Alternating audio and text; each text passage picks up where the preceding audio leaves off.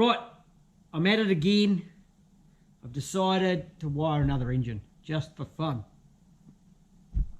Now this particular job came in a while back and we've made the decision to change ECUs. And we're on a budget. So I looked around at options and I've got a mate over in South Africa and we're kind of carbon copies of each other in many ways. In the past, he was looking at me going, that dude's doing some cool stuff. And I'm looking at him going, man, yeah, Mark's doing some cool stuff over there. And in fact, we kind of think the same, which is kind of scary. I've got a little bit more hair than him on my head. He often has a little bit more hair on his face than me. I think because he's a little bit older, he's lost his hair from pulling it out, dealing with all the problems that he's had to sort on 1UZs over the years, being in Africa. And it comes down to what I'm going to talk about. He's been wanting me to try one of these ECUs, one of these Spitronics ECUs for quite a while. And hey, these things are cheap. Are they any good? Do they work? We don't hear much about them on this side of the world, but there's lots of them getting used over there. And they do some pretty cool stuff. They have transmission controllers that are really cheap as well. And with proper guys setting them up, they seem to get very, very good results. So this is kind of going to be dedicated to my mate Mark in South Africa and the other South African guys that are using this stuff. Hopefully they're going to chime in. I'm going to try and give a really honest opinion about what I think of them. And I'm going to wire up an engine, make it run, put it in a truck, give it a tune, and we'll have a bit of a look at the process and what I do and see what I think of them. I've talked to a few guys. Some guys are pretty prejudiced on what they think of them and the quality. I've heard comments on quality, but it's really hard to get a really definitive answer on what's up or what failures or what they've done wrong. And also at the same time getting really good things to say, hey, I had it fitted by this person, they did a fantastic job of wiring. And with most ECUs, and I don't care what ECU it is, you can take the worst, shittiest ECU out there, wire it properly, tune it properly, set it up properly by someone who knows what they're doing and get an awesome result. And at the other end, you can take the best ECU with all the bells and whistles, give it to an idiot, it'll be a piece of shit. It's going to be crappy and it's not going to run right. And this is what we see. Often it's the support for the ECUs and the wiring and installation that makes the difference. And that's really important. Even if you're on a budget, find someone who's competent with the gear and knows what they're doing, or competent with systems. Now, a little bit of other stuff. I'm not affiliated with Spitronics. I'm not making any money out of this. I'm not getting paid for this video, okay? I don't stock them at this point in time. It's more of a service to show guys what's out there and how they work. And also for the South African guys who are seeing this, and they've got their installers over there, so stay away from the backyard mechanics that Africa's full of. Find a competent person who knows what they're doing. I already know you're going to get a better job than a lot of these backyard places that will take your money and run away. I've seen guys contact me, and unfortunately, guys in Africa, it's hard for us to get stuff over there. So it's not a market that I want to do a lot with. But I've got these contacts because of what I do, who do parts in Africa and can supply some parts for you, sort your conversions out. This for me is an exercise in seeing what these are about from my own knowledge as much as anything. And it just happens that I've got a camera and I'll share it with everyone else. I've never wired one of these before either. So that you'll see the process I go through. I'm not going to do every little detail, and I'm not going to guarantee everything that I say when I'm doing the video at that point in time is 100% correct. But at the end of the job, I will get it. It's going to be right. But I'm still learning the system. I've wired Motex, Microtex, Haltex, Link, all the links to standard ECUs by the thousands, and probably some other ECUs. I'm wondering what else I've wired. Oh yeah, there's been some others. I wired a weird one to a BMW. Mega squirts, I wired those as well. To me, an ECU is just an ECU, and it does the same thing. I'm connecting the same sensors, connecting the same stuff up to that engine and making it work. Simple. Right, I think I've got everything there. I'm not getting paid, no affiliation. Actually, I might step on some people's toes. Mark might not talk to me when I'm finished with this, but that's a risk we're going to take. And yes, I haven't wired one of these before, so this is the first time. Hey, I'm a virgin again. It's fantastic. So, the vehicle I'm fitting it to came in a while back. The loom's a mess, and I've been busy and sorting everything else, and other worldwide situations have happened. So, I'm finally going to get in and get this thing done, which I'm actually quite looking forward to. I've also, the one I'm doing's a UCF20. Well, it's actually a 151 Crown, but Gen 2, the cast fuel rails. So I have an engine, UCF20, and I'm going to build it to UCF20 specs if I can. We're going to put the correct manifolds on it. Yep. You'll see here, there we go, that's UCF20, Gen 2, those are a Celsius or LS400.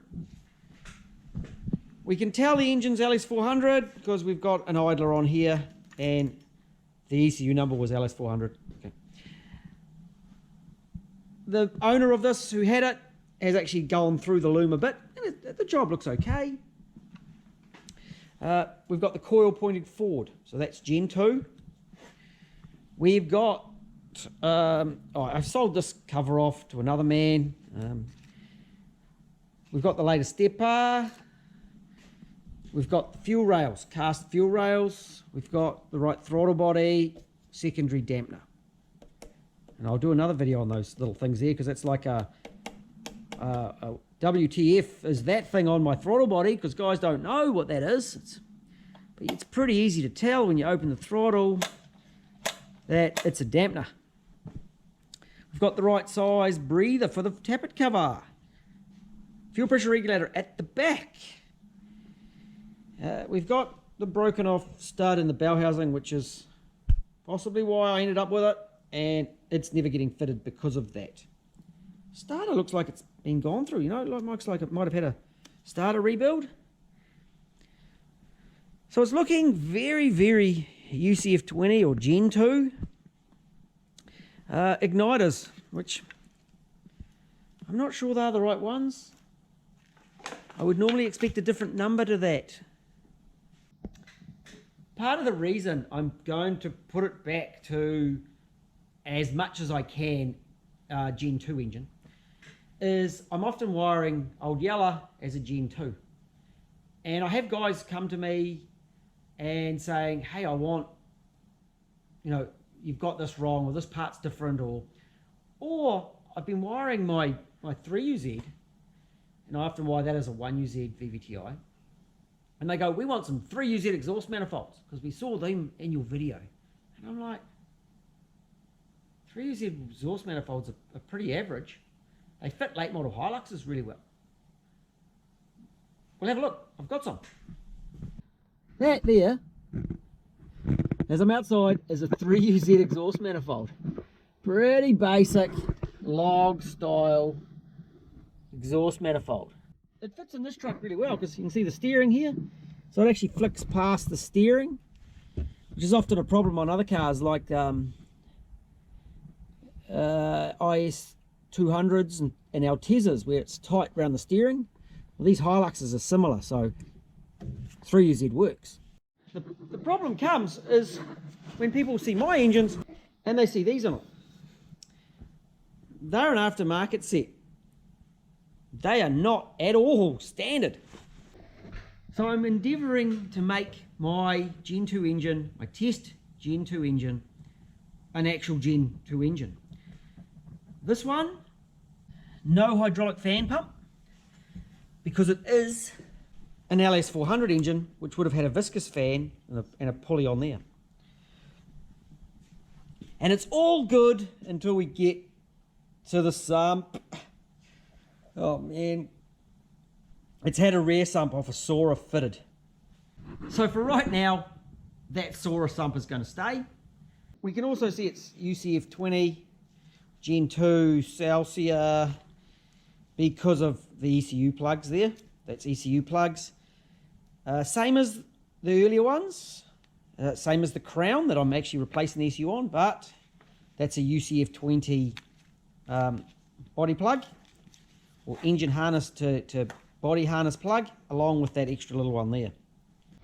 So I know what I've got just by looking at it, and it works perfectly for the job that I'm doing, which was a 151 crown engine, which is a Gen 2 engine.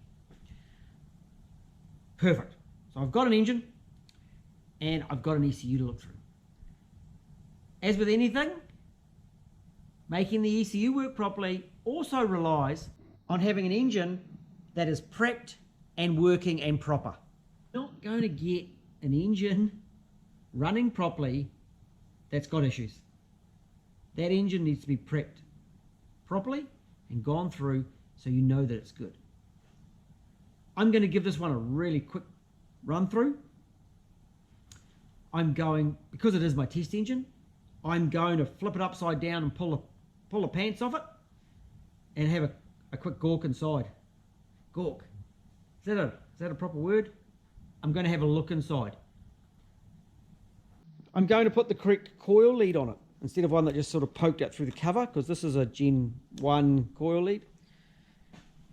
Resurrect across the front, give it a bit of prep.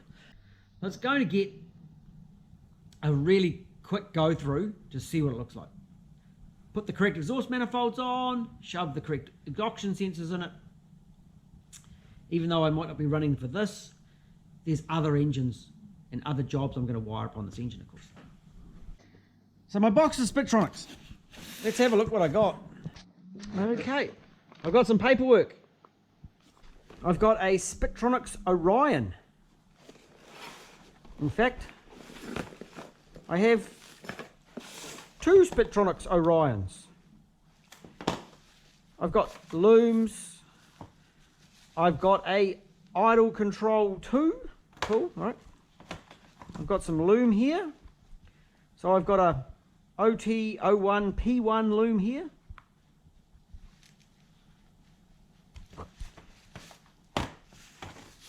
There's some bubble wrap. I've got an E36 and an E31 with some wires. On the back, this one says 1UZFE, and this one says A343E.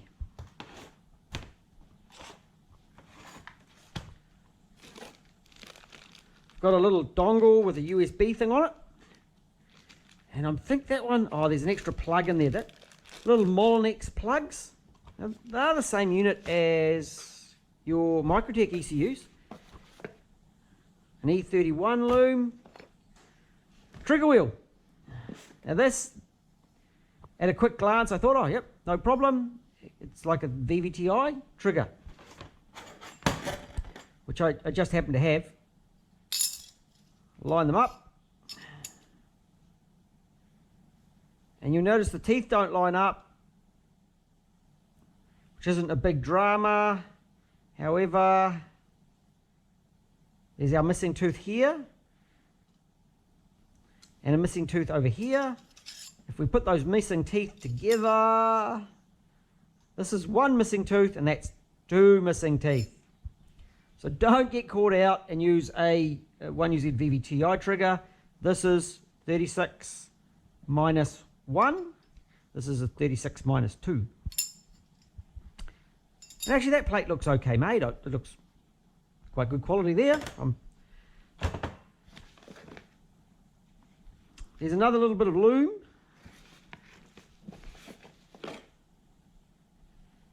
A map sensor, 2.5 bar map sensor, and a box. And a little box with some screws and a capacitor and some diodes and a resistor. As you can see, I've got a transmission controller and an engine controller here. Trigger wheel is probably important to put in earlier rather than later.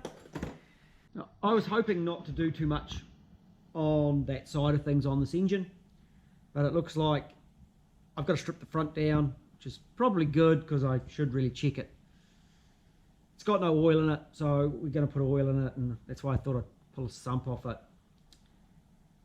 And of course I'm going to strip the factory loom off, which is a good part of the job because we're putting an aftermarket loom on the engine. So that's going to happen as well.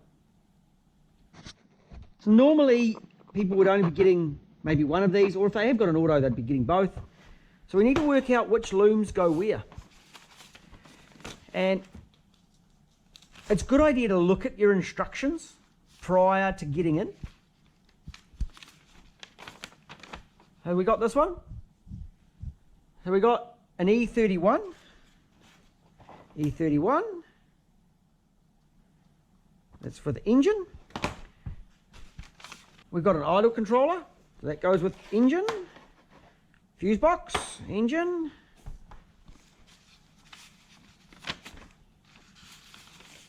Four speed. Let's have a look at the 4-speed. We'll just sort that out.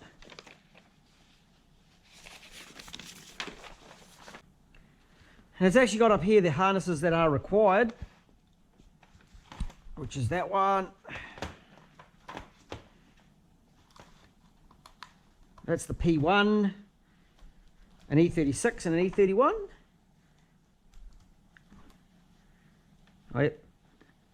Oh, P1, P2 and a P3. P1, P2, P3. So that's the transmission stuff, so we'll get that out of the way. And the extra little loom in there is transmission, and the resistors are transmission, but the diode is engine. Orion. So I end up with two pieces of paper, an E24 loom and an E31.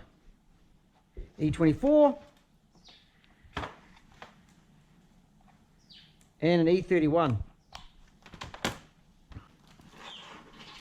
Now, one thing that guys are often worried about is length.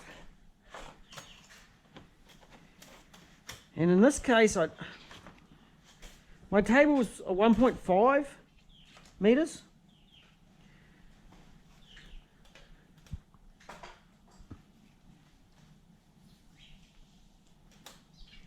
And that blue wire, I don't even know what that blue wire is yet.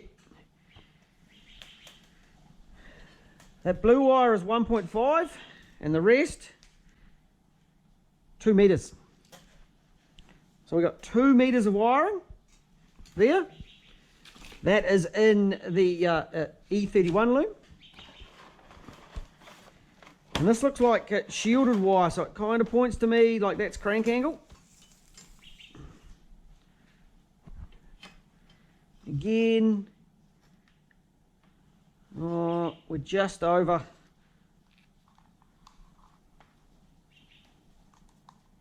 Oh, there's labels on here. Engine, lambda, crank. Crank is the longest, and it's like normally 2.5 meters. I like. This goes to there. Again, crank is about 2 meters long.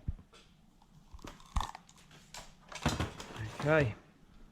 I normally do when I'm doing other ECUs, a lot of them come with 2.5 meter looms. So it's 1.5 meters from the crank angle sensor to the back of the engine.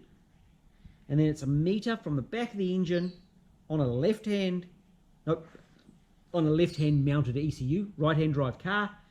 That allows you to come across 500 mils or half a meter through the grommet or just over and in. So probably about 600 by the time you get around the bend. That gives you about 400 inside the cabin, give or take. On bigger vehicles, you might go 600.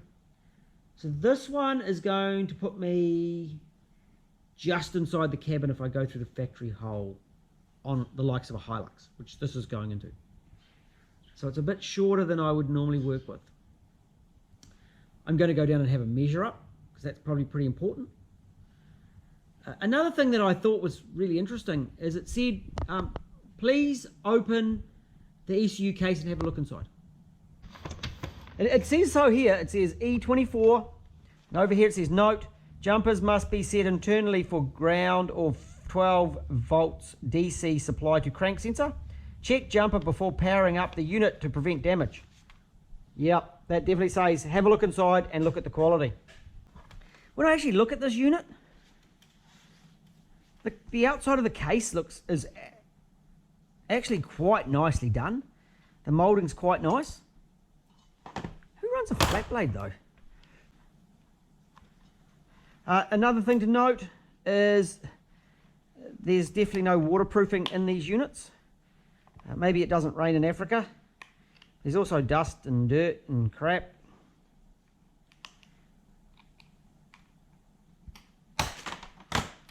I shall find a better screwdriver.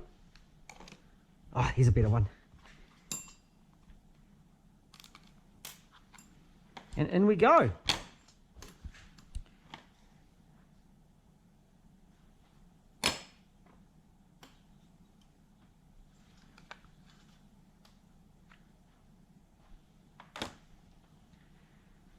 Now, I had one guy comment that the soldering inside didn't look very good, but this looks really quite nicely made.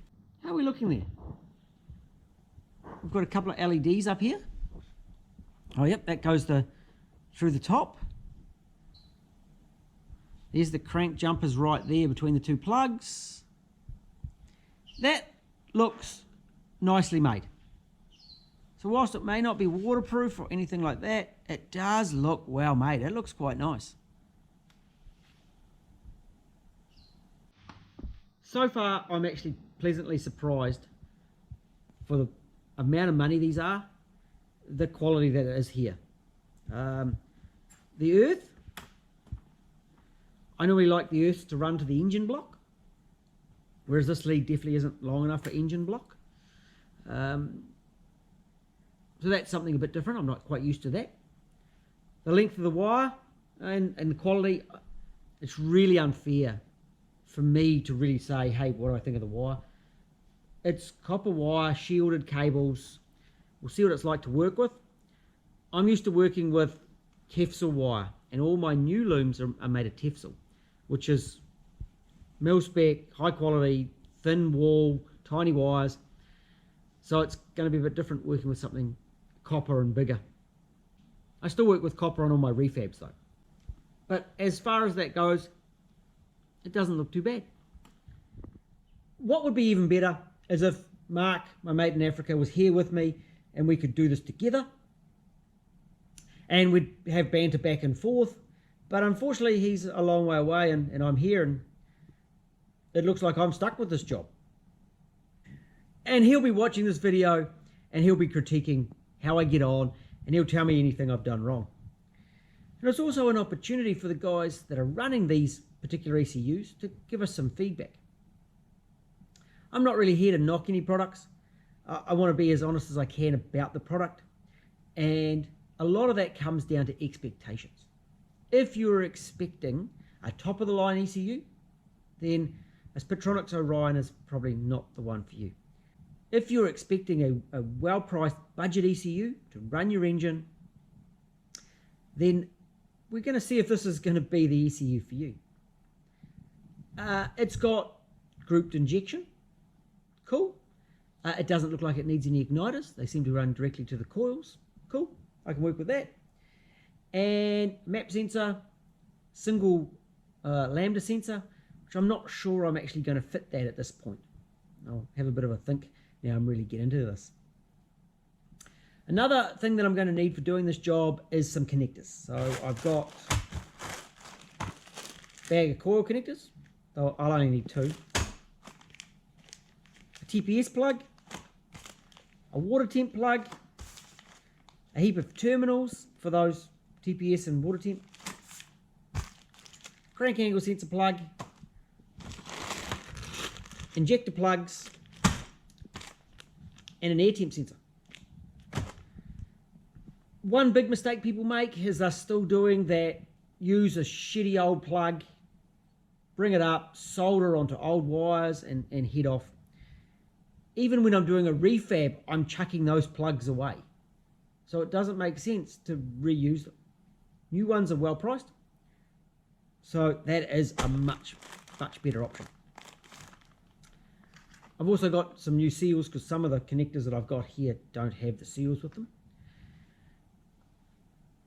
So I'm going to get in now and I'm going to prep that engine. You've seen me prep engines before, so I'm pretty much just going to get that done. And it's going to be just a really quick prep to see that it will be okay for my test engine. I'm going to have a bit of a layout of my stuff here, a bit more of a revision of my diagrams. I've done some measuring in the truck and the lengths are going to work. It's going to be tight. Going to go through above the aircon or the heater bulge in this Hilux, so that will work. And it's pretty much, I've got a plan happening. If my wiring wasn't long enough, I could have just joined at the front loom and run the stock crank loom, and that would have given me another 500 mils. It's more joins, it's more plugs. I don't want to do that. So I'm going from the ECU to the sensors, one run, one strand, all done. Right, I'm into this, doing some prep. Look out for my next video. We'll get in and we'll actually connect some wires.